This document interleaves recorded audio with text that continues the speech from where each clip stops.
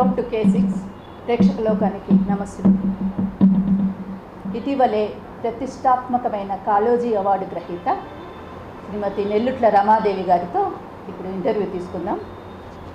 నమస్కారం రమాదేవి గారు. నమస్కారం. Very nice to meet you. ఇదొక మాకు మంచి అవకాశం దొరికింది మీతో ఇంటర్వ్యూ తీసుకోవటం. అయితే కాళోజీ అవార్డు లభించింది కదా, ఇంతవరకు గత 11 ఏళ్ళుగా మగవాళ్ళకే ఇచ్చారు. ఈసారి ప్రథమంగా మీకు రావటం, మొదటి మహిళా కవయిత్రిగా మీరు దాన్ని అందుకోవటం చాలా గొప్ప విషయం. మీ దాని పట్ల మీ స్పందన కొంచెం పంచుకుంటారా? కాళోజీ అవార్డు 2015 సంవత్సరం నుండి ప్రారంభించబడింది. మన రాష్ట్రం మనకు ఏర్పడిన తర్వాత ఒక గొప్ప ప్రజాకవి, ఒక యుగకర్త, వైతాళికులు అయిన కాళోజీ గారి పేరు మీద ఈ అవార్డు నెలకొల్పారు. అయితే నిజంగానే మీరన్నట్టు గత 10 సంవత్సరాలుగా కవులకు, రచయితలకు, పురుషులకే ఈ అవార్డు ఇవ్వటం జరిగింది. ఈసారి తొలిసారిగా ఈ అవార్డు కోసం ఎంపిక చేయడం కోసం ఉద్దేశించిన కమిటీ కానీ ఒక స్త్రీలకు ఈ అవార్డు ఇవ్వాలని వాళ్ళు నిర్ణయించుకోవడం, దాన్ని ముఖ్యమంత్రి గారు లేదా రాష్ట్ర ప్రభుత్వం దాన్ని ఆమోదించడం అనేది ఒక మంచి విషయం.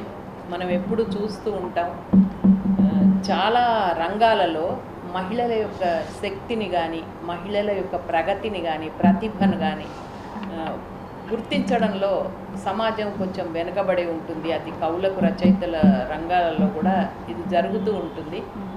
కానీ ఈ అవార్డుకి నన్ను ఎంపిక చేయడం కన్నా ఒక మహిళలందరి పక్షాన ఈ అవార్డు తీసుకోవడం నాకు చాలా సంతోషంగా ఉంది.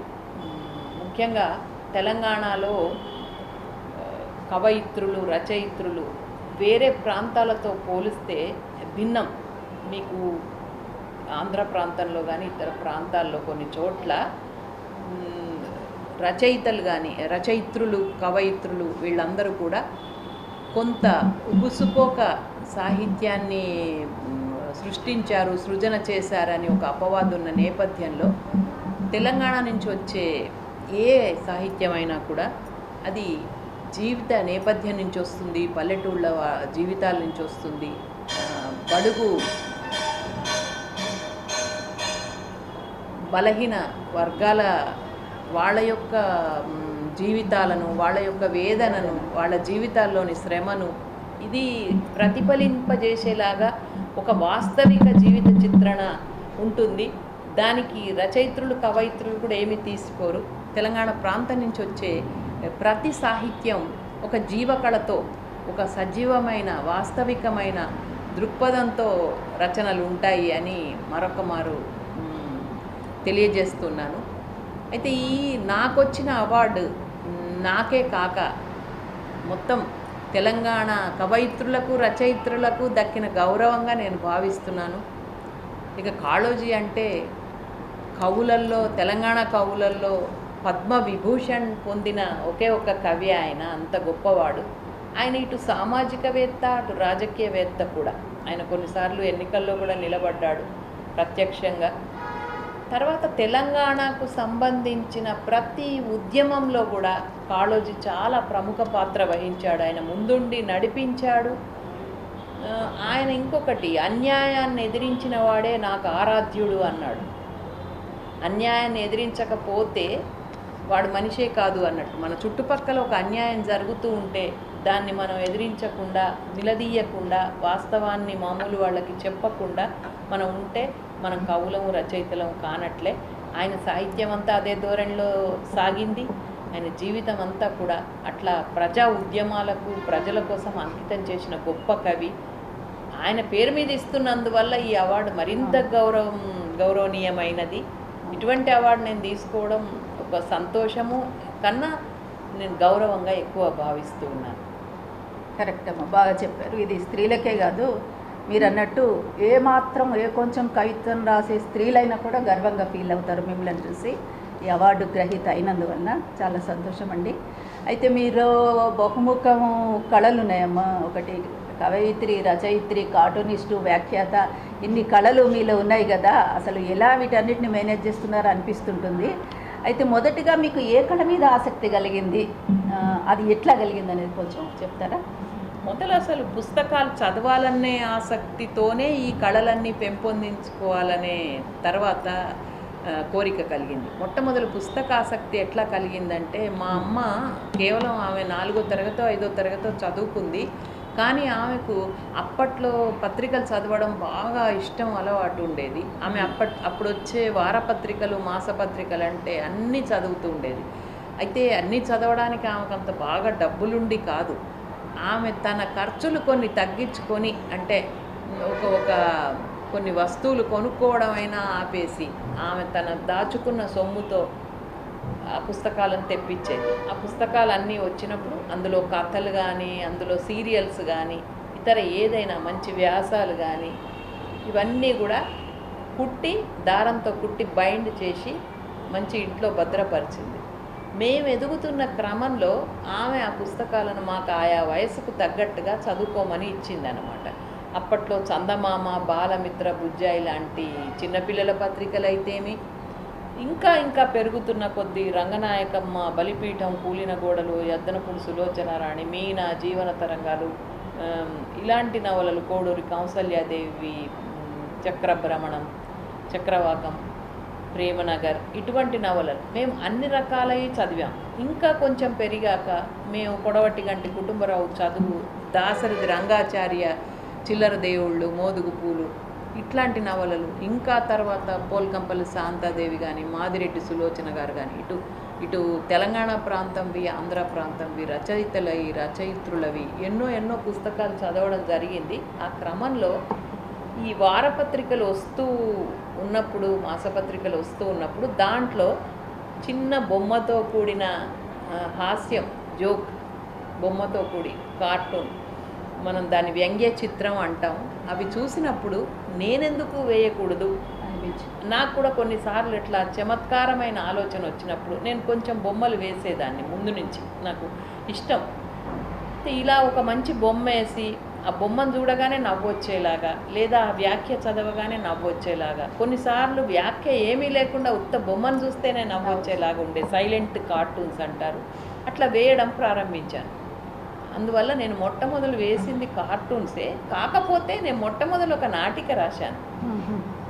నా 9వ తరగతిలో ఉన్నప్పుడు మా పాఠశాల వార్షికోత్సవానికి ఏదైనా ఒక నాటిక వేస్తే బాగుంటుంది అని ఎందుకో నాకు చదువు చెప్పే సార్లు ఒక నాటిక రాస్తావా రమా అని అడిగింది. నేను అసలు సార్లు ఏదైనా చెప్తే అది ఎస్ అనడమే మనకు తెలుసు, శిరోధార్యం లాగా మంచి చెప్పారు. అంటే ఇది నా వల్ల అవుతుందా కాదా? నాటిక పేరు మంచి స్నేహం. మంచి స్నేహం అనే నాటిక రాస్తే నా తోటి పిల్లలే ఆ నాటికను వేదిక మీద ప్రదర్శించారు. అప్పుడు నాకు చాలా సంతోషం కలిగింది. ఏ రకంగా చూసినా నా మొదటి రచన ఒక నాటిక, అది 9వ తరగతిలో. అయితే దురదృష్టవశాత్తు నేను ఆ నాటిక నా దగ్గర ప్రతి లేదు, పోగొట్టుకున్నాను. కానీ నేను ఇంటర్ చదువుతున్న రోజుల నుంచి నేను కార్టూన్లు చాలా వేశాను. చిన్న కథలు కూడా అప్పుడే రాశాను. నా కథలకు కూడా మూలం మా అమ్మే. మా అమ్మ చెప్పే కథలు కొన్నిసార్లు నేను కథలుగా మలిచి రాసేదాన్ని. చాలా రోజుల తర్వాతనే నేను కవిత్వం జోలికి వచ్చాను. కవిత్వం నా ముందు నుంచి బాగా చదివేదాన్ని. బాల గంగాధర్ తిలక్ కవిత్వం, శ్రీశ్రీ కవిత్వం, గుంటూరు శేషేంద్ర శర్మ గారు, దాశరథి, సినారే, వీళ్ళందరి కవిత్వం నేను చదివి, అమ్మో వీళ్ళు ఎంత గొప్ప కవులు, ఎంత బాగా రాస్తున్నారు, ఇటువంటి స్థాయిలో ఉండాలి కదా కవిత్వం అని నేను చాలా సరళంగా ఉన్నవి, క్లిష్టంగా ఉన్నవి అన్ని రకాల కవిత్వం చదివినప్పుడు నాకు కవిత్వం అంటే గొప్ప ఆరాధన, ఇష్టం. ఈ స్థాయిలో రాయగలిగినప్పుడే రాయాలి, మనకెందుకు ఇంత మంచిగా రాసేవాళ్ళు ఉన్నారు, వీళ్ళని చదువుకుంటూ గడిపేస్తే చాలు అన్నట్టుగా నేను భావించేదాన్ని. కానీ తర్వాత రోజుల్లో నేను కవిత్వం రాశాను. మొట్టమొదట కార్టూను, కథ జమిలిగా నడిచినాయి.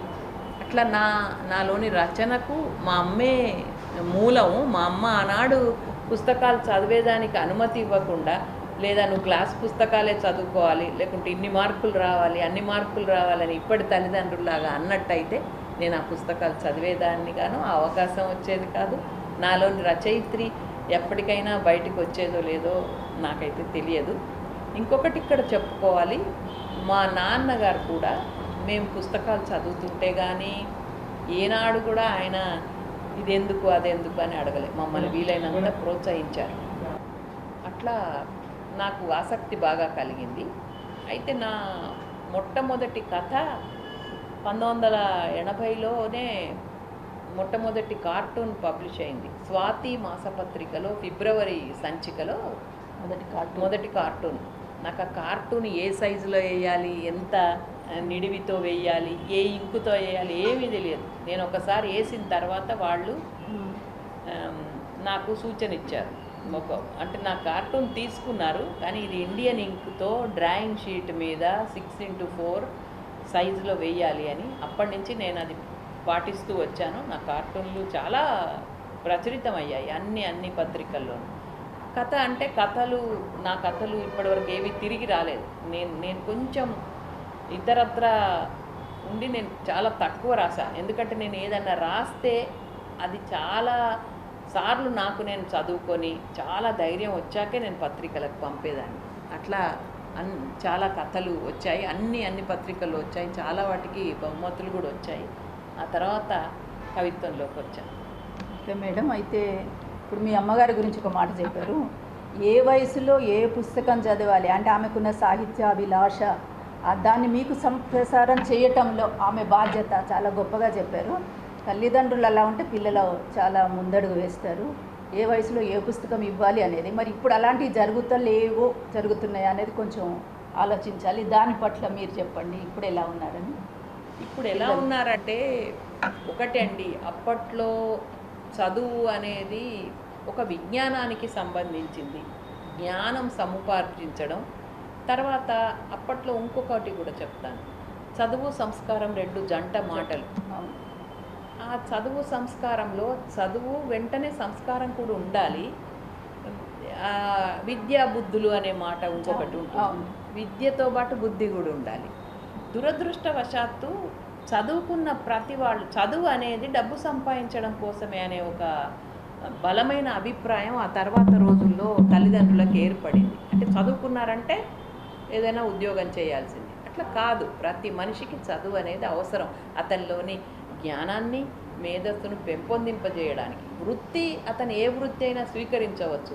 కానీ ఇలా ఎప్పుడైతే లింక్ అయిందో, రెండవది బయట ప్రపంచంలో ఎప్పుడైతే విపరీతమైన పోటీ ఏర్పడిందో, పిల్లలు బాగా చదువుకోవాలి, మార్కులు తెచ్చేదే మంచి చదువు, మార్కులు బాగా రావాలి, టాప్లో ఉండాలి, ఏ ఎంట్రన్స్ రాసినా చాలా ఫస్ట్గా వస్తేనే వాళ్ళకి మంచి మంచి కాలేజీల్లో సీట్లు వస్తాయి, ఆ తర్వాత మంచి ఉద్యోగాలు వస్తాయి, లేదా అమెరికాలో వెళ్ళడానికి, ఇవన్నిటి ఒత్తిడి వాళ్ళ మీద పెరిగి తల్లిదండ్రులు పిల్లలను విపరీతమైన క్లాస్ పుస్తకాలు చదవడంలోనే ఒత్తిడి చేస్తున్నారు. ట్యూషన్లు వాటి కోసమే పెడుతున్నారు, కోచింగులు వాటి కోసమే ఇప్పిస్తున్నారు, లక్షల డబ్బు పోసి వాటి కోసమే చదువు చెప్పిస్తున్నారు. తప్పితే ఒక పిల్లవాడి ఒక కథ చదివితేనో, ఒక కవిత్వం చదివితేనో, లేదా ఒక నాటిక చదివితేనో, ఒక కార్టూన్ చూస్తేనో తల్లిదండ్రులు ఓర్చుకునే పరిస్థితి ఇప్పుడు లేదు.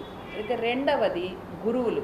చాలామంది మీరు గొప్ప గొప్ప వాళ్ళని కనుక గమనిస్తే, అబుల్ కలాం నుంచి మొదలు పెడితే ఆయన తన గురువు రామేశ్వరంలో తన గురువు గురించి చెప్పుకుంటాడు.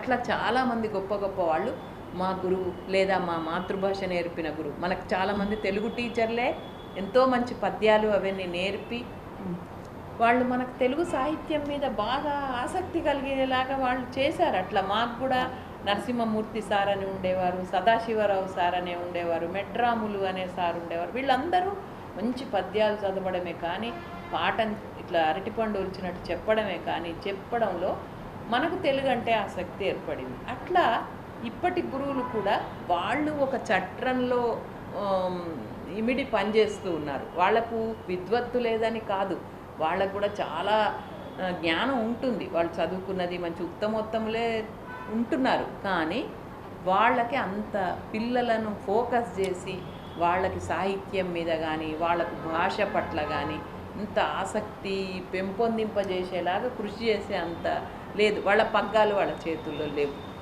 ఎవరన్నా టీచర్ అట్లా చెప్తే కూడా మిగతా సబ్జెక్టులకు ఇచ్చినంత ఒక ప్రాధాన్యత తెలుగుకైతే ఇవ్వడం లేదు. తెలుగు బాగా నేర్పాలంటే ముందు గురువులు ఉండాలి, ఇంట్లో తల్లిదండ్రులు. కానీ గురువులదే ఎక్కువ. ఇంట్లో తల్లిదండ్రులు అంటే మరి మన కాలంలో కూడా తల్లిదండ్రులు చాలామంది నిరక్షరాస్యులు ఉన్నోళ్ళు ఉన్నారు. అవును. తల్లిదండ్రులు అందరూ బాగా చదువుకొని వాళ్ళు చదివి వాళ్ళ పిల్లలకు పుస్తకాలు చదవమని ఇచ్చిన వాళ్ళు ఏం కాదు. అసలు అక్షరాలు తెలియ అక్షర జ్ఞానం లేని తల్లిదండ్రులకు కూడా మంచి మంచి పిల్లలు సాహిత్యకారులు అయినారు. కానీ గురువులు తీర్చిదిద్దారు. ఇప్పుడు గురువులకు అంత తెలుగు భాష మీద సాహిత్యం మీద ఇష్టం ఉందో లేదో అని ఒకటి అనుమానం. గురువులు ఒకవేళ ఎక్కడైనా పిల్లలకు అట్లా నేర్పుతారు అంటే కూడా గురువులకు అంత స్వేచ్ఛ వాళ్ళు బోధన స్వేచ్ఛాయుత వాతావరణం లేదు అని కరెక్ట్ మీరు అన్నది. అంటే మోడర్నైజేషన్ ఒకటి, తర్వాత పోటీతత్వం పెరగటము, ఇవన్నీ కూడా చదువును కాస్త పలసపడుతున్నాయి. ఈ విలువలకు ప్రాధాన్యత తగ్గుతున్నది. మీరు పిల్లలు చాలా అసాధారణమైన మేధోవంతులు ఉంటున్నారు. ఎక్కడ ఉంటున్నారు? అన్ని సబ్జెక్టుల్లో ఇప్పుడు మీరు చూస్తూనే ఉన్నారు. 10కి 10 అని 100%, 90%, 95% మార్కులు తెచ్చుకునే పిల్లలు కూడా సమాజానికి చెందకుండా, ఇంటికి చెందకుండా, ఒక ప్రపంచంలో తోటి మానవులకు చెందకుండా అయిపోతున్నారు. అందుకు గొప్ప ఉదాహరణ ఏమిటంటే, మీరు ఇప్పుడు ఎక్కడైనా ఏదైనా వృత్తి విద్యా కళాశాలలోకి వెళ్ళండి, అంటే మెడిసిన్, ఇంజనీరింగ్ లాంటివి, లేదా మామూలు డిగ్రీ స్థాయి కాలేజీలకు వెళ్ళండి, లేదా పాఠశాలలకు వెళ్ళండి. వాళ్ళకి ప్రపంచంలో ఎక్కడేం జరుగుతున్నది ఏం తెలియదు. మణిపూర్లో ఒక యువతి మీద నగ్నంగా ఊరేగించి తర్వాత తగలబెట్టిన ఘటన ఎంతమంది పిల్లలకు తెలుసు? ఎంతమంది కాలేజీ పిల్లలకు తెలుసు? రష్యాకి ఉక్రెయిన్కి ఎందుకు యుద్ధం వచ్చింది ఎంతమందికి తెలుసు? ఇరాన్ మీద ఎందుకు అవుతుంది తెలుసు? గాజా, పాలస్తీనా నిరంతరం మండుతున్నది ఒక యుద్ధ జ్వాలల్లో. పసిపిల్లలు, స్త్రీలు మరణిస్తున్నారు. ఇప్పుడు మీరు ఎక్కడన్నా ఏదన్నా కాలేజీకి వెళ్ళి ఈ గాజా, పాలస్తీనా ఏంటి, ఈ పాలస్తీనా యుద్ధం ఎందుకు జరుగుతుంది, ఇది ఇట్లా ఎన్నాళ్ళు అవుతుంది, దీని కారణాలు ఏంటి, లేదా మీకేమన్నా తెలుసా అని అడగండి. 100కి 90% మంది పిల్లలకి ఏమీ తెలియదు. ప్రపంచంలో మన పక్క ఇంట్లో ఏం జరుగుతుందో తెలియట్లేదు. వాళ్ళు మాత్రం తప్పకుండా వాళ్ళు ఫోన్లు చూస్తారు, ఐప్యాడ్లు చూస్తారు, ల్యాప్టాప్లు చూస్తారు. ఆకర్షణలు ఎక్కువైనాయి, తాత్కాలిక ఆకర్షణలు, ఎంజాయ్మెంట్ ఎక్కువైంది. అంటే జీవన ప్రమాణాలు పెరుగుతున్నాయి, ఆదాయాలు పెరుగుతున్నాయి, జీవన ప్రమాణాలు నిస్సందేహంగా పెరుగుతున్నాయి. తర్వాత ఉన్న వాళ్ళకి లేని వాళ్ళకి మధ్య అంతరాలు కూడా చాలా పెరుగుతున్నాయి. ఉన్నవాళ్ళు ఇంకా ఉన్నవాళ్ళు అవుతున్నారు, స్వాతంత్రం వచ్చి ఇన్నేళ్ళైనా, లేని వాళ్ళు ఇంకా అట్లే ఉన్నారు. ఆ తారతమ్యం ఏమి మారట్లే, ఇంకా పెరుగుతుంది. కానీ ముఖ్యంగా లేని వాళ్ళు కూడా అప్పులు చేసైనా సరే విలాసాలకి వీటికి పోతున్నారే తప్ప, ఇప్పటి పిల్లల్లో బాగా స్వార్థపూరితమైనటువంటి స్వభావం పెరుగుతుంది. పొసెసివ్నెస్. నీకు 10 పెన్సిళ్ళు ఉంటే నువ్వు ఒకటి ఉన్న దగ్గర ఇప్పుడు 10 పెన్సిళ్ళు ఉంటున్నాయి ఓ పిల్లోడి దగ్గర. పక్కోడికి పెన్సిల్ లేకుంటే ఇచ్చే అంత దాతృత్వం అయితే ఉండట్లేదు, స్నేహ గుణం ఉండట్లేదు. స్నేహం కూడా ఒక పొసెసివ్నెస్సే. ఒక నీ ఫ్రెండ్కే చేస్తావు, నీ ఫ్రెండ్ ఒక్కడో ఇద్దరో ఉంటారు, వాళ్ళ పట్ల నువ్వు బాగుంటావు. నువ్వు మానవుల పట్ల, తోటి వాళ్ళ పట్ల చూపించాల్సినంత సమధర్మం కానీ, ప్రేమ కానీ, స్నేహం కానీ ఇవి బాగా మృగ్యమవుతున్నాయి. అని ఇది ఓవరాల్గా సైకాలజిస్టులు, సామాజిక వేత్తలు, సమాజాన్ని రెగ్యులర్గా చూసేవాళ్ళు కూడా అంటున్నారు. చాలామంది ఆర్థికవేత్తలు కూడా చెప్తున్నారు. అందరికీ అంత ఘోరంగా కాకుండా జీవన ప్రమాణాలు పెరిగినప్పటికీ ఈ డబ్బు వల్ల కొంచెము మన సంస్కృతి, మన సంప్రదాయము, లేకుంటే మన ప్రాచీనత ఏంటి, మన చరిత్ర ఏంటి, ప్రస్తుతం జరుగుతున్నది ఏంటి, ఇది తెలుసుకోవాలని ఎక్కువ మందికి లేదు. ఒక జాయ్ఫుల్ మూడ్, ఒక ఎంజాయ్మెంట్ వైపు వెళ్తున్నారు. ఈ బాధ్యత తల్లిదండ్రులది, గురువులది కూడా. నిజమే మేడం, మీరు అలా చెప్తుంటే నిజంగానే మనసు బాధాకరంగా అనిపిస్తుంది. అంటే వ్యక్తిగత విలువలు కానీ, సామాజిక విలువలు కానీ, మానవీయ విలువలు కానీ అన్నీ లోపిస్తున్నాయి. ఇది దాదాపు 90% కూడా కరెక్టే, అందరం ఒప్పుకోవాల్సిందే. అయితే దీనికి ఏం చేస్తే బాగుంటుంది అనేది మీ సలహా? కొంచెం ఎలాంటి ముందుకు వెళ్ళాలి, ఎవరెవరు ఎలాంటి చేస్తే బాగుంటుంది, బాధ్యత ఎవరికి ఉంది అనేది? నా ఆలోచన ప్రకారం అండి, అంటే నాలాంటి ఎంతోమంది రచయితలు, కవులు, మీరు కూడా మంచి కవయిత్రి, రచయిత్రి కదా, నాలాంటి ఎంతోమంది కలిసినప్పుడు మాట్లాడుకున్న విషయాల్లో నాకైతే అనిపిస్తుంది ఏంటంటే, సాహిత్యం అనేది ఆ గంధం చాలామందికి అందటం లేదు. సాహిత్యం ద్వారానే మనిషి ఉన్నతీకరించబడతాడు. మనిషి యొక్క విలువలు, ఆలోచన విధానం సాహిత్యంతోనే మారుతుంది. డబ్బులు ఎక్కువ ఉండి ఎక్కువ సౌకర్యాలు పొందితే, ఎక్కువ విలాసాలు అనుభవిస్తే మనుషులు ఎప్పుడూ ఉన్నతీకరించబడడం కుదరదు. అది సాహిత్యం వల్లనే. మన చుట్టూ ఉన్న సమాజాన్ని అర్థం చేసుకోవడానికి దోహదపడే ఒక సాధనమే సాహిత్యం. మీరు చూడండి, మన స్వాతంత్ర సమరం, మన దేశం కొరకు, దేశ స్వాతంత్రం కొరకు మనం పోరాడినప్పుడు, అప్పుడు నిజానికి ఈ వాట్సాప్లు లేవు, ఫేస్బుక్లు లేవు, ఫోన్లు లేవు, కనీసం సెల్ ఫోన్లు కాదు కదా, కనీసం ల్యాండ్ ఫోన్లు కూడా లేని రోజుల్లో మరి ఒక దేశాన్ని ఒక తాటి మీద కట్టిపడేసింది ఏమిటంటారు? ఒక స్వరాజ్యం ఉంది, కరెక్టే, నువ్వు బానిస జీవితం గడుపుతున్నావు, కరెక్టే, కానీ ఒక సాహిత్యం, ఒక చెయ్యెత్తి జై కొట్టురా అని, లేదంటే మా కొద్ది తెల్ల దొరతనము అని, లేదా దాశరథి ఏమన్నాడు, నా తెలంగాణ కోటి రత్నాల వీణ, నిజాం రాజు తరతరాల బూజు. ఇట్లా మన లోపల ఒక బాధ ఉంటుంది, ఒక మెంటల్ ఎగోని ఉంటుంది, ఒక స్వేచ్ఛ అనుభవించలేని తనం ఉంటుంది, ఒక బీదరిక ఉంటుంది, అజ్ఞానం ఉంటుంది, అవిద్య ఉంటుంది, నిరుద్యోగం, ఇవన్నీ సమస్యలే. ఈ సమస్యలన్నీ పోవాలంటే ముందు మన దేశానికి స్వాతంత్రం రావాలి. అది మీకు, నాకు, ఇంకోళ్ళకు విడివిడిగా తెలియదు. వీళ్ళకు ఆ జ్ఞానం కలిగించడానికి, ఆ దిశగా చైతన్యం కలిగించడానికి అప్పటి సాహిత్యమే. మహాత్మా గాంధీ యంగ్ ఇండియా అని పత్రిక పెట్టారు. అట్లానే అప్పుడు చాలా పత్రికలు, లోకమాన్య తిలక్ కానీ, వీళ్ళ కేసరి, ఇలాంటి వాళ్ళు ఎన్నో పాటలు పాడారు, ఎన్నో పత్రికలు పెట్టారు, ఎన్నో వ్యాసాలు రాశారు. వాటన్నిటి వల్ల ఎక్కడెక్కడో వచ్చి ఉపన్యాసాలు ఇచ్చారు. వీటన్నిటి వల్ల యువకుల్లో కానీ, ఒక నడి వయసు వాళ్ళలో కానీ, మహిళల్లో కూడా ఒక స్వాతంత్ర కాంక్ష పెరిగింది. ఆ కాంక్షను కలిగింపజేశారు వాళ్ళు, ఆ చైతన్యాన్ని కలిగింపజేశారు. అదే సాహిత్యం లేకుంటే, మీకు తాజా ఉదాహరణ, మొన్నటి తెలంగాణ ఉద్యమంలో పాటలు, కవిత్వము, రచనలు పోషించిన పాత్ర ఎంత గొప్పది. ఊరూరా వచ్చి ఎవరో ఒకళ్ళు వచ్చి ఉద్యమ గీతాలు పాడకుంటే, ఉద్యమం గురించి వివరించి చెప్పకుంటే, ఇంతమంది కూరగాయల వాళ్ళు, పాల వాళ్ళు, అసలు రాయటమే రానోళ్ళకి, అరే మన రాష్ట్రం మనకు కావాలి, మనకు నష్టపోతున్నాం, మన తెలంగాణ మనకు కావాలి అనే ఒక కాంక్ష, ఒక రగిలేటువంటి ఒక చైతన్యం దేనివల్ల కలిగింది? పాటల వల్లనే కదా, లేదా మాటల వల్లనే కదా. మరి ఆ సాహిత్యమే లేకపోతే రేపు పొద్దున మనం అందరం కూడా బుక్ కల్చర్ పోయి లుక్ కల్చర్ వస్తుంది.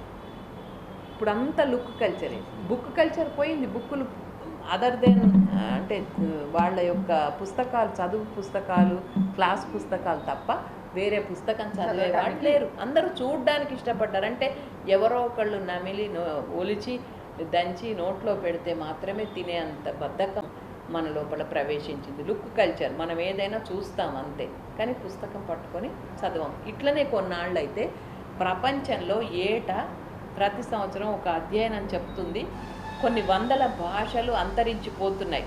లేని భాషలేమో సగర భాషకు లిపి కనుక్కొని, లంబాడీ భాషకు లిపి కనుక్కొని ఎంతోమంది కష్టపడి, ఆ గిడుగు పంతులు ఇట్లాంటి ఆయన సగర భాషకు లిపి కనుక్కున్నాడు. అట్లానే సవర భాషకు లిపి కనుక్కున్నాడు. అట్లానే చాలామంది లిపి లేని భాషలు వాళ్ళు మాట్లాడుతుంటే ఎన్నో గిరిజన భాషలు కనుక్కోవాలని ముందుకు వస్తున్నారు. భాషలో బాగా ఇది ఉన్నవాళ్ళు నేర్చుకోవాలని ఒకటి. మన భాషకు మౌఖిక భాష అంటే ఓన్లీ కేవలం మాట్లాడుకునే భాష ఉంది కదా, ఈ మాట్లాడుకునే భాష మాత్రమే కాదు, దీనికి ఒక లిపి ఉంటే మన ఇష్టాలు, మన అభిరుచులు, మన సంస్కృతి, మన సంప్రదాయం, మన అలవాట్లు, మన బంధుత్వాలు, మన కల్చర్ మొత్తం ఒక చరిత్రగా రికార్డ్ చేయాలంటే ఎప్పుడు కూడా ఒక భాష ఉండాలి. అట్లా భాష లేని వాళ్ళు దానికోసం తపిస్తూ ఉంటే, మనకంటూ ఒక ప్రతిష్టాత్మకమైన, ఒక గొప్పదైన సంస్కృతి ఉన్నటువంటి తెలుగు భాష ఉంది. ఈ తెలుగు భాషను సాహిత్యం కాపాడకుంటే, ఎవరు కాపాడకుంటే కొన్నాళ్ళకి మనది అతుకుల బొంత అవుతుంది. ఇప్పుడు నా మాటలోనే బోలెడు ఇంగ్లీష్ పదాలు వస్తున్నాయి. అట్లా ఎవరు మాట్లాడినా తెలుగు ఇంగ్లీషు కలిపి, ఇంగ్లీషు భాష దానికదే గొప్పది కాదనటం లేదు. కానీ ఇంగ్లీషు తెలుగు కలిపి, లేదా కొన్నాళ్ల క్రితం వరకు మన నైజాం పరిపాలనలో ఉన్నాం, హిందీ తెలుగు కలిపి, ఇట్లా ఈ సంకర భాష మనం అలవర్చుకొని ఇంకా కొన్నాళ్ళకి ఏమి రాయకుండా అయిపోతాం. రాయటమే లేని భాషగా అయిపోతే మౌఖిక భాషగా చదివేవాళ్ళు తగ్గిపోవటం, దాని ద్వారా రాయటం కూడా మరుగున పడిపోతుంది. ఎవరైనా మీరు చెప్తున్నాను, ఇప్పుడు బయట ఉన్న వాళ్ళలో ఒక 40% మనుషులు గనక మీరు బయట చూస్తే వాళ్ళు తెలుగులో పట్టుమని 4-5 లైన్లు రాయలేని పరిస్థితి ఉంది. తెలంగాణ ఉద్యమంలో జానపద సాహిత్యం చాలా ప్రముఖ పాత్ర వహించింది. అనేక మంది కవులు ఇట్లా పుట్టుకొచ్చారు కదా. అలా ఒక్కొక్క కవిత్వాలు గీతాలు వింటుంటే చాలా వండర్ఫుల్గా, అంటే అంత శక్తి మన దగ్గర ఉందా అనేది ఈ ఉద్యమం ద్వారా తర్వాత ఆఫ్టర్ తెలంగాణ వచ్చినాక కూడా తెలిసింది. అయితే ఒకటి మేడం, మీరు ఇప్పుడు కవి, రచయిత్రి, కార్టూనిస్టు, మళ్ళీ వ్యాఖ్యాత కదా, ఇన్ని కళలు మీలో ఉన్నప్పుడు వీటి పట్ల మీ పిల్లలు ఎలా స్పందిస్తారు? వాళ్ళకి ఎవరికైనా అభినయం అంటారా మీలో ఏదైనా లక్షణాలు? మా పిల్లలకు అంటే మా పిల్లలు కూడా ఈ ప్రవాహంలో కొట్టుకుపోవాల్సిన పిల్లలే. ఎందుకంటే ఆవు చేలో మేస్తే దూడ ఒడ్డుకు మేస్తుందా అన్నట్టుగా తల్లిదండ్రులు ఎట్లా ఉంటే పిల్లలు అట్లానే తయారవుతారు. ఈ సంప్రదాయానికి కానీ, ఈ మోడర్న్ కల్చర్కి కానీ మనం 2 చేతులు కాదు 4 చేతులు తెచ్చుకొని అడ్డు పెడితే తప్ప మన పిల్లల్ని కాపాడుకోలేము. నేను ఒక్క పని మాత్రం చేయగలిగాను, మా పిల్లలకి ఎప్పుడు తెలుగు చదవడము నేర్పాను. తర్వాత ఎక్కడికన్నా ఏదన్నా ప్రదేశాలకి వెళ్ళినప్పుడు టూర్కు పోతాం కదా, వాళ్ళు చూసిందేదో తెలుగులో రాయమన్నా. అంటే ఒక చెట్టును చూస్తారు, ఒక పుట్టను చూస్తారు, ఒక రోడ్డును చూస్తారు, దృశ్యాలన్నీ ఏదైనా ఒకటి తెలుగులో రాయండి. ఆకుపచ్చ చెట్టు కనబడింది, దాని ఆకులు చిన్నగా ఉన్నాయి, దాని కాండం నల్లగా ఉంది, ఏదన్నా రాయండి. అట్లానే ఒక పుట్టినరోజో ఒక పెళ్లి రోజో ఎక్కడికన్నా తీసుకెళ్ళినప్పుడు అక్కడ ఏం జరిగింది వరుసగా రాయండి. ఇది నేను వాళ్ళల్లో రాయటానికి పెంచిన విషయం.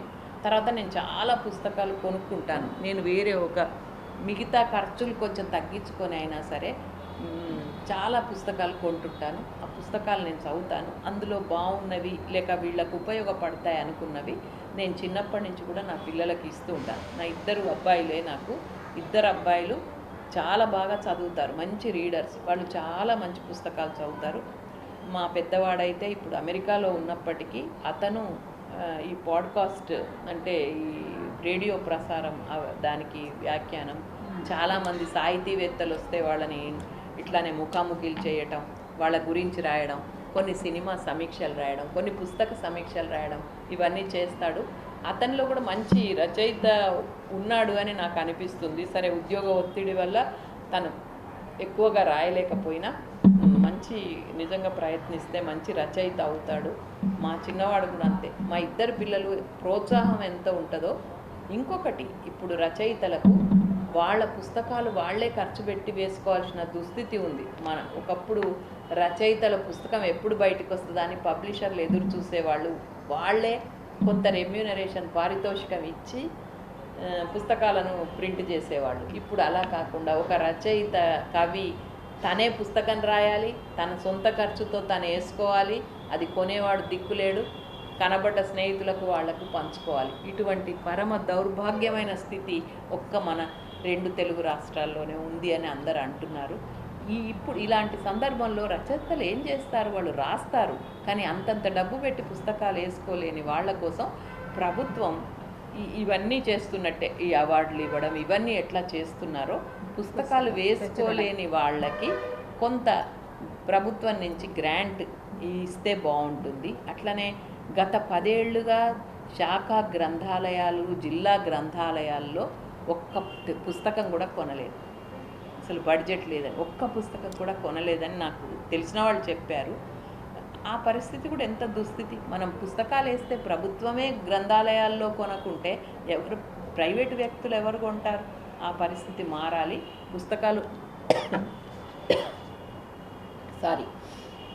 పుస్తకాలు ప్రచురించడానికి ప్రభుత్వం కొంత సహాయం చేయాలి, ప్రచురించుకోవడానికి.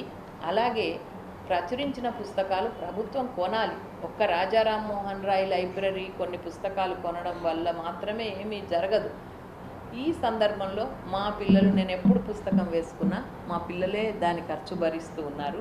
అట్లా నాలాగా అందరికీ ఉండదు కనుక నేను చెప్తున్నాను ఏంటంటే, మన ప్రభుత్వం తప్పకుండా ఈ విషయంలో ఆలోచించి నిర్ణయం తీసుకొని కొత్తగా రాస్తున్న వాళ్ళు కానీ, పుస్తకాలు వేసుకోలేని వాళ్ళు కానీ, వాళ్ళ పుస్తకాలు వేసుకోవడానికి ఆర్థిక సహాయం అందించడము, వాళ్ళే వేయించడము చేస్తే కొంత పరిస్థితి మారుతుంది. ఇక రెండవది, ప్రతి పాఠశాలలోనూ ఒకప్పుడు ప్రభుత్వ ప్రైవేటు రెండిట్లో ఒకప్పుడు స్పోర్ట్స్ పీరియడ్ ఉండేది, తర్వాత క్రాఫ్ట్ పీరియడ్ ఉండేది, తర్వాత కొందరైతే ఈ కళలు, లలిత కళల కోసం సంగీతము ఇలాంటివి ఉండేది. ఇప్పుడు చాలా స్కూళ్ళల్లో అవేవి లేవు. క్రాఫ్ట్ టీచర్లు లేరు, డ్రాయింగ్ టీచర్లు లేరు, స్పోర్ట్స్ టీచర్లు ఉన్నారో లేదో తెలియదు. అట్లాంటి దుస్థితి ఉంది. అట్లాగే ఒక లైబ్రరీ, ఒక గ్రంథాలయ పీరియడ్ పెట్టాలి. గ్రంథాలయం ఉండాలి. ఏదో ఉన్నామంటే ఒక అల్మారిలో పుస్తకాలు పెట్టి ఎప్పటికీ ఏడాదికోసారి దుమ్ముదులపడం కాదు. తప్పకుండా ప్రతి పాఠశాలలో ఒక మంచి గ్రంథాలయం ఉండాలి. ఆ గ్రంథాలయంలో పుస్తకాలు చదువుకోవడానికి పిల్లలకు ఒక పీరియడ్ ఉండాలి. వారంలో ఒక పీరియడ్. పోనీ మీరు మొత్తం మీ క్లాసులన్నీ ఏమీ త్యాగం చేయొద్దు, వారానికి ఒక పీరియడ్. ఆ పీరియడ్లో ఉన్న 45 నిమిషాలు పిల్లలు ఏదన్నా ఒక చిన్న పిల్లలకు అందరికీ పుస్తకాలు అందాలి. 40 మంది పిల్లలు ఉంటే, 30 పిల్లలు ఉంటే వాళ్ళు ఆ పుస్తకం చదివి వీలైతే వాళ్ళు ఇంటికి తీసుకెళ్ళి అయినా సరే మళ్ళా వచ్చే వారం నాటికి వాళ్ళు ఆ పుస్తకం మీద 4 మాటలన్నా చెప్పగలిగి ఉండాలి. వాళ్ళకు తెలుగు రాయడం వస్తుంది, చదవడం వస్తుంది. వాళ్ళు ఏదైతే చదివారో దాన్ని వర్ణించడం, దాన్ని వివరించడం వస్తుంది. ఇది వాళ్ళ చదువుకి ఏమాత్రం అడ్డంకి కాదు. నిజానికి ఇట్లా చేయగలిగినప్పుడు వాళ్ళు పాఠ్యపుస్తకాలు కూడా ఒక ప్రశ్నకు జవాబు సొంతంగా రాసుకోగలిగే నైపుణ్యం వాళ్ళకి పెరుగుతుంది. తప్పకుండా ఒక చర్చ జరిగినప్పుడు మనుషులేంటి, మనస్తత్వాలేంటి, దాంట్లో మంచి ఏంటి, చెడేంటి, లోతు వాళ్ళు తెలుసుకోగలుగుతారు. ఒక టీచర్ ఈ పిల్లలు ఇట్లా చర్చ చేస్తున్నప్పుడు వక్తృత్వము, వ్యాసరచనం, ఆ పుస్తకం మీద సమీక్ష రాసినప్పుడు ఈ పిల్లల యొక్క లోతు ఎంత, వీళ్ళు ఈ పుస్తకాన్ని ఏ రకంగా అర్థం చేసుకున్నారు అని ఉపాధ్యాయులకు తెలుస్తుంది. వాళ్ళు దాంట్లో అప్పుడు మెళకువలు ఒక 4-5 మీరు ఇట్లా రాశారు, మీరు నిజానికి ఇది ఉండాలి, ఇది ఉండాలి అని వాళ్ళు చెప్పగలుగుతారు. అట్లా చెప్పగలిగినప్పుడు నిజంగా కూడా రేపటి పౌరులు తప్పకుండా సాహిత్యానికి దగ్గర అవుతారని నా భావన. ఓకే మేడం, మీరు అన్నది బాగుంది. అయితే ప్రతి పాఠశాలలో కూడా గ్రంథాలయం ఉంటుంది, కానీ మీరు అన్నట్టు వాటిని సక్రమంగా వినియోగించుకోవటం లేదు. అట్లాగే కొత్త పుస్తకాలు రావటం అనేది లేదు.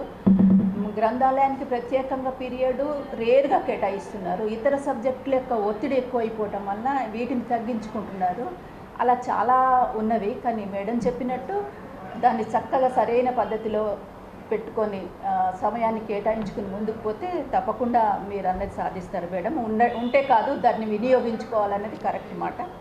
అయితే ఇంకో విషయం ఏంటంటే, మీరు సమాజ హితం కోసం కవిత్వం రాశారు. మీ కవిత్వాలన్నీ కూడా దాదాపు అలాగే ఉంటాయి. ఇంకొకటి ఏంటంటే, ఒక సంఘటన జరిగింది ప్రపంచవ్యాప్తంగా, ఎక్కడైనా దేశంలో కానీ ప్రపంచవ్యాప్తంగా, అంటే వెంటనే స్పందించగలుగుతున్నారు. స్పందించి రాస్తుంటే చదివినప్పుడు మాకు చాలా ఆశ్చర్యం వేస్తుంది. మీకు ఇలాంటి ఆలోచనలు ఎలా వస్తాయనేది ఒకసారి కొంచెం చెప్తారా? తెలంగాణ ఏర్పడిన తర్వాత మొట్టమొదటిసారి చాలామంది కవులతో కలిసి రవీంద్ర భారతిలో ప్రభుత్వం వాళ్ళు ఒక పెద్ద కవి సమ్మేళనం ఏర్పాటు చేశారు. అప్పుడు బతుకమ్మ మీద, మన సంప్రదాయం, మన సంస్కృతి మీద, ముఖ్యంగా ఆ సమయం బతుకమ్మ సమయం, అంటే కొత్త పొద్దు ఇట్లాంటి చాలా తీశారు. ఉగాది అప్పుడు, దానప్పుడు. కానీ ఆ సందర్భంలో రాయమన్నారు. అప్పుడు నేను తలెత్తిన పువ్వు అనే ఒక కవిత రాశాను. తంగేడు పువ్వు తంగేడు పువ్వు ఒక దశలో మన జెండా అయింది. అది ఒకప్పుడు తెలంగాణ వాళ్ళు కూడా తంగేడు పువ్వు బతుకమ్మను ఆడడం మానేసిన సందర్భంలో మళ్ళీ తెలంగాణ కోసం ఒక రాజకీయ చైతన్యం కలిగించడానికి ఒక పండుగ ఉపయోగపడ్డది, ఒక బతుకమ్మ ఉపయోగపడింది అనే దాని మీద నేను ఇది తొవ్వ పంటి దాక్కొని వంగెడు పువ్వు కాదు, ఇది తలెత్తి నిలబడిన తంగెడు పువ్వు, ఇది ఆత్మగౌరవ పతాక, ఇది మన తరతరాల విశ్వాసానికి ప్రతీక. ఇట్లా కొన్ని మాటలతో నేను చదివి రాశాను. వినిపించండి. ఒక్కొక్క లైన్ వినిపిస్తాను. అట్లా రాయటం జరిగింది. అంటే తెలంగాణ రాష్ట్ర పుష్పంగా తంగేడుని స్వీకరించటం, అప్పుడు కవితా పోటీలు జరగటం. ఈ కవిత లాన్లల్ల పూసే నాజూకు పువ్వు కాదు, షేన్లల్ల శెలుకలల్ల చెత్తలల్ల పూసే పువ్వు, ఒక్కతే పూసే ఒంటరి పువ్వు కాదు, గుత్తులు గుత్తులు పూసే ఐకమత్యపు గుంపుల పువ్వు, ఎండ పొడ సోపంగానే వాడిపోయి ఏలాడే పువ్వు కాదు, నీడ పట్టుల్నే ఉండాలనే నీటిక పువ్వు కాదు, కాసే ఎండ కష్టాన్ని ఓర్చుకొని కళకళలాడిన పువ్వు, కాసులు పోస్తే దొరికే ఖరీదు గల పువ్వు కాదు, కష్టపడితేనే దొరికే కానుకసుమంటి పువ్వు.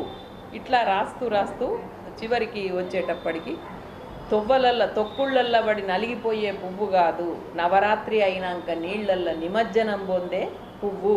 అంటే ఒక వినాయకుడిని వేసినట్టుగా పువ్వును నీళ్ళల్లో నిమజ్జనం చేస్తాం. ఫ్లవర్ వాజులల్లో పెట్టే పన్నీటి పువ్వు కాదు, తెలంగాణ గోసె మోసిన కన్నీటి పువ్వు, 60 ఏండ్ల పరాయి పాలనకు అడ్డుకట్టేసిన ఆత్మగౌరవ పచ్చని పవర్ఫుల్ పువ్వు. ఇది నెత్తిలో పెట్టుకునే పువ్వు కాదు, నెత్తికి ఎత్తుకునే పువ్వు. దేవుళ్ళకు పెట్టే పువ్వు కాదు, తానే దేవతైన పువ్వు. ఇది కార్ఖానాల తయారైన యంత్ర పుష్పం కాదు, 6 కోట్ల మంది 6 గాలం జపించిన మంత్ర పుష్పం. ఇది తొవ్వ పక్కన ఒంగుకుంట తొంగి చూసే పువ్వే కాదు, ఇది ట్యాంక్ బండ్ బాట మీద టీవీగా ఊరేగిన పువ్వు. అస్తిత్వ పోరాటంలో ఈ పువ్వే ఒక పథకం, ఆకాశం ముట్టిన సంబురాలల్లా అందరికీ అందిన పథకం. వినువీధుల రెపరెపలాడుకుంట వీరుల త్యాగాన్ని చాటిన పతాకం. ఇది సిగ్గుతోటి అవమానంతో వంగెడు పువ్వు కాదు, గర్వంతో విశ్వాసంతో తలెత్తిన తంగెడు పువ్వు. అప్పుడు అలా రాసినప్పుడు ఏమవుతుందంటే, నేనే కాదు మంచి బాగా రాసే కవులు ఎవరైనా మీలో ఆకాంక్ష ఉంటుంది లేదా ఆ భావన ఉంటుంది, దాన్ని ఉద్దీపన చేయడానికి ఒక కవిత ఒక కథ ఉపయోగపడుతుంది. ఆ సమయంలో మీలో కూడా అటువంటి భావన కలుగుతుంది. అందువల్ల సాహిత్యం కవిత్వం ఇవన్నీ ఎందుకు గొప్పవి అంటే, నేను రాసింది గొప్పది అని కాదు, ఎవరు రాసినా ఎంతోమంది మన ముందు తరాల కవులను వాళ్ళను చదువుకొని మనం ఇప్పుడు కాళోజీ ఒకటి అన్నాడు మాట, ఏమని అంటే అన్యాయాన్ని ఎదిరించినోడే నాకు ఆరాధ్యుడు అన్నాడు. అంటే మనకు కూడా అదే భావన ఉంటుంది. దాన్ని ఒక మంచి పదంలో ఒక కవి చెప్పినప్పుడు మనలో అది ఉద్దీపన కలుగుతుంది, ఉత్తేజం కలుగుతుంది, మనం చైతన్యవంతులం అవుతాం. అట్లా అనిపిస్తుంది. పుట్టుకనేది అదే. అట్లానే కాళోజీ జయప్రకాష్ నారాయణ్ చనిపోయినప్పుడు కాళోజీ ఒక మాట అన్నాడు, పుట్టుక నీది చావు నీది బతుకంతా దేశానిది అని. కానీ అది కాళోజీకి అక్షరాల వర్తిస్తుంది. పుట్టుక ఆయనదే, చనిపోయినప్పుడు అయ్యో కాళోజీ చనిపోయాడు అన్నాం, కానీ ఆయన బతుకంతా ఆయన కోసం ఆయన బతకలేదు, ప్రపంచం కోసం ప్రజల కోసం పీడిత వర్గాల కోసం బతికాడు. కాబట్టి ఆయన ఎంత ధిక్కారమైన కవి అంటే కవులకు ఎంత బలం ఉంటుంది. ఎవరో పైసలు ఇస్తేనో ఎవరో పదవులు ఇస్తేనో దానికి భ్రమపడే వ్యక్తి కాదు, నిజంగా న్యాయం పక్షాన ధర్మం పక్షాన నిలబడతాడు. ఆయన నిజంగా చాలా గాంధేయవాది కాళోజీ. గాంధీ మీద బాపు బాపు అని ఒక మంచి కవిత సంకలనం రాశాడు. అందులో ఉన్న కవితలన్నీ కూడా మహాత్మా గాంధీ మీద. కానీ అదే ఆయన నిజాం నిషేధించినప్పుడు వరంగల్ కోటలో వినాయక చవితి ఉత్సవాలు చేసిన వ్యక్తి, ఎదిరించి తన జీవిత కాలంలో 4 సార్లు జైలుకి వెళ్ళిన వ్యక్తి. అటువంటి గొప్ప కవులు ఉన్నారు, వారు చిరంజీవులు. వాళ్ళు ప్రజలు ఉన్నన్నాళ్ళు, ఈ మన ప్రపంచం ఉన్నన్నాళ్ళు కూడా కవులను గుర్తుంచుకుంటుంది. అంటే అందరము పుడతాము పెరుగుతాము, ఎప్పుడో రోజు మట్టిలో కలిసిపోతాం, కానీ కొంతమంది వ్యక్తులు వాళ్ళ యొక్క పాదముద్రలు వదిలి వెళ్తారు. ఈ గాలిలో వాళ్ళ శ్వాస తిరుగుతూ ఉంటుంది, వాళ్ళ మాటలు మన చెవుల్లో గింగురుమంటూ ఉంటాయి. అటువంటి గొప్ప వ్యక్తి పేరు మీద ఇవాళ ఈ అవార్డు తీసుకోవడం, ఈ అవార్డు తీసుకున్న తొలి మహిళను నేను కావడం, తెలంగాణ ఆడబిడ్డగా మా అందరి కవయిత్రుల పక్షాన తీసుకున్నట్టు అనిపిస్తుంది. అట్లా ఒక కాళోజీ అవార్డే ఒక గౌరవం అనేది నా యొక్క భావన ఈ సందర్భంగా. నిజం మేడం, మీరు చెప్పింది అక్షరాల నిజం. ఒక కవి యొక్క వ్యక్తిత్వం అందులో గోచరిస్తుంది, అది మీకు దక్కటం, తర్వాత మీ ఉత్తమ వ్యక్తిత్వమే మీ కవిత్వంలో భాషించడం అనేది అది గొప్ప విషయం కనుక మీకు సరైన వ్యక్తిని ఎన్నుకుని కాళోజీ అవార్డుని ప్రదానం చేశారు అలాగే అనుకుంటున్నాం. కొంతమంది ఉంటారు, వాళ్ళు పత్రికలు చదివి వార్తలు విని ఒక సందర్భం జరిగినప్పుడు, ఒక సన్నివేశం జరిగినప్పుడు వాళ్ళు దాన్ని విశ్లేషించుకోలేకపోతారు. కొన్నిసార్లు వాళ్ళ దాకా అది చేరదు. మనం అట్లాంటి వార్త విన్నప్పుడు అట్లా ఒక దుర్మార్గమైన సంఘటన, ఒక స్త్రీలను అవమానించడం కానీ, పసిపిల్లల పట్ల నేరాలు కానీ ఇవన్నీ జరిగినప్పుడు మనం చాలా చలించిపోతాం. నేనైతే అట్లాంటప్పుడు నేను ఒకటి రాయకుండా ఉండలేను. అటువంటప్పుడు రాసినప్పుడు అది ఎవరికైనా నిజంగా ఒక 10 మందికి చేరినా కూడా అబ్బా ఇంత ఘోరంగా అయిందా, ఇట్లా అయిందా, మాకైతే రోమాలు నిక్కబడుచుకున్నాయి, ఇట్లా అన్నప్పుడు మన కవిత్వానికి ఒక సార్థకత అనిపిస్తుంది. ఉదాహరణకు మణిపూర్లో సంఘటన కానీ, ఇందాక చెప్పినట్టు యుద్ధం మాకు కొత్త కాదు, ఒక నిర్భయ సంఘటన అప్పుడు కానీ, ఇటువంటప్పుడు యుద్ధం మాకు కొత్త కాదు, మేము నిజానికి స్త్రీలమే గనక తిరగబడితే, స్త్రీలమే గనక మాకు జరిగే అవమానాలకు మేము దహించుకుపోయి మేము ఒక నిర్ణయం తీసుకుంటే, మేము కనకపోతే మీరు ఎట్లా పుడతారు, పురుష జాతిని పుట్టించేదే స్త్రీలు కదా అని ఆ ఆవేశంలో రాశాను. అట్లాంటి కొన్ని సంఘటనలు అయినప్పుడు ఈ కవిత్వం కొద్ది మందికైనా చేరినప్పుడు వాళ్ళు ఆనందిస్తే బాగుంటుంది. నాకు తృప్తి కవిగా. అట్లానే గురువుల మీద రాశాను. టీచర్లే కదా పిల్లలను మౌల్డ్ చేసేది, పిల్లలను మలిచి శిల్పాల్లాగా వాళ్ళ మీద నేను మనమే అనే ఒక కవిత రాశాను. గురుభ్యో నమః అని రాశాను. ఈ గురుభ్యో నమః రాసినప్పుడు ఎక్కడో గోదావరి ఖని దగ్గర ఒక ప్రభుత్వ పాఠశాల ప్రధానోపాధ్యాయుడు నాకు ఫోన్ చేసి, చాలా బాగా రాసిండ్రు, మా మనసులల్లో దూరి రాసిండ్రు మీరు, మా దగ్గర ఉపాధ్యాయులు బదిలీ మీద ఎక్కడికైనా వెళ్ళినప్పుడు ఈ పోయం ఫ్రేమ్ కట్టి వాళ్ళకు ఇయ్యొచ్చా, మీరు అనుమతిస్తారా అని అడిగినారు. మనకు కావాల్సింది ఏముంది, ఒక కవికి అంతకంటే కూడా మంచి ఐడియా వచ్చింది. అట్లా సంతృప్తి కలిగిన క్షణాలు నాకు ఉన్నాయి.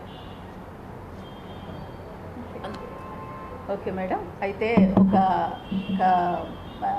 అంటే మేడం గారు రమాదేవిలో ఒక గొప్ప విషయం ఏంటంటే కవయిత్రిగా తాను ఎన్నుకున్న అంశంని మదిస్తారు. ఆమె అన్ని కోణాల్లోంచి దాన్ని చూసి ఒక పకడ్బందీ కవితగా ఫ్రేమ్లో పెడతారు. అది ఆమెకే సాధ్యం అనుకుంటాను నేనైతే. ఎంత ప్రయత్నించినా అక్కడికి అందుకోలేని స్థితిలో ఉంటాము. అందుకు ఆమెకు హ్యాట్స్ ఆఫ్. ఇంకోటి తల్లిదండ్రుల నుంచి ఆమెకు అవన్నీ రావటం కూడా గొప్ప విషయం. ఆ తల్లిదండ్రులకు కూడా మేము నమస్కరిస్తున్నాము. తన పిల్లల్ని కూడా ఆ విధంగా ఆమె పెంచడం అనేది భావితరాలకు వాళ్ళు కూడా వాళ్ళ పిల్లలకు అలా దాన్ని పంపటానికి అవకాశం ఏర్పడుతుంది. అట్లాగే కథా రచయిత్రిగా కూడా ఒక 2 మాటలు చెప్పాలి అంటే, ఆమె ప్రతి కథలో కూడా థీమ్ బాగుంటుంది, చెప్పే విధానం బాగుంటుంది, ఒక కన్విన్సింగ్గా ఉంటుంది. తర్వాత చివరిలో ఆమె పరిష్కారం కూడా చక్కగా చూపెడతారు. అది బాగా నాకు నచ్చుతుంది. ఎనీహౌ చాలా సంతోషం మేడం, మీ విలువైన సమయాన్ని కేటాయించినందుకు సంతోషం. చక్కటి ముఖాముఖి ద్వారా నా మనసులోని భావాలు ప్రేక్షకులతో పంచుకునే అవకాశం కల్పించినటువంటి K6 ఛానల్ వారికి ఈ సందర్భంగా నేను కృతజ్ఞతలు తెలియజేస్తున్నాను.